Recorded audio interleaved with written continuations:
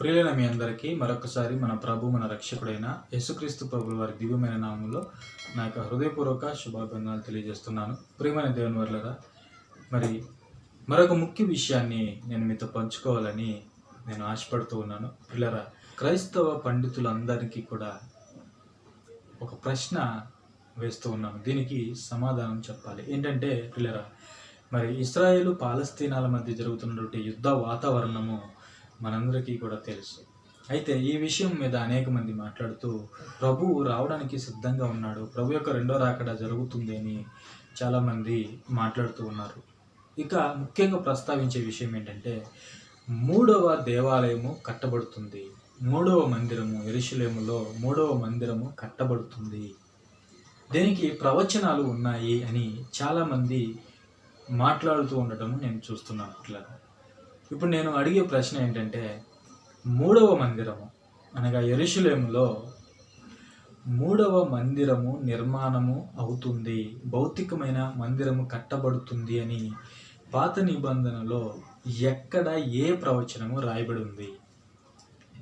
ఎందుకంటే ఈరోజు అనేక మంది మాట్లాడుతూ ఉన్నారు కదా, ఇశ్రాయేలు దేశంలో మూడవ మందిరం కట్టబడుతుంది.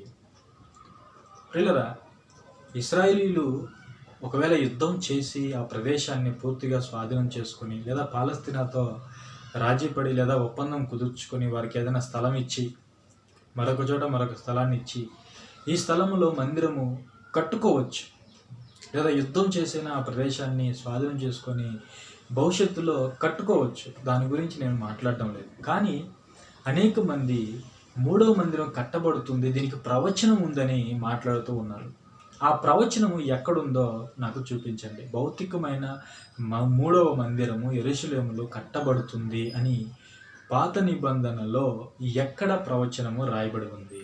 నాకు ఖచ్చితంగా మీ కామెంట్ రూపంలో తెలపండి, లేదా ఏదైనా ఒక వీడియో చేసి కూడా మాట్లాడవచ్చు. ఖచ్చితంగా మీరు చూపించే ఆ వచనాలకి నేను సమాధానం చెప్పడానికి ఎప్పుడు కూడా సిద్ధంగా ఉంటాను.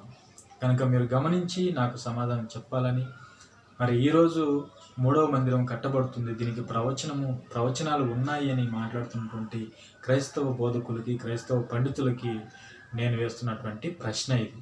కనుక ఖచ్చితంగా నాకు సమాధానం చెప్పాలని నా ప్రేమపూర్వకంగా కోరుకుంటూ ఈ చిన్న విషయాన్ని నేను ముగిస్తూ ఉన్నాను. అందరికీ మరొకసారి నా యొక్క హృదయపూర్వక శుభాభివందనాలు తెలియజేస్తున్నాను.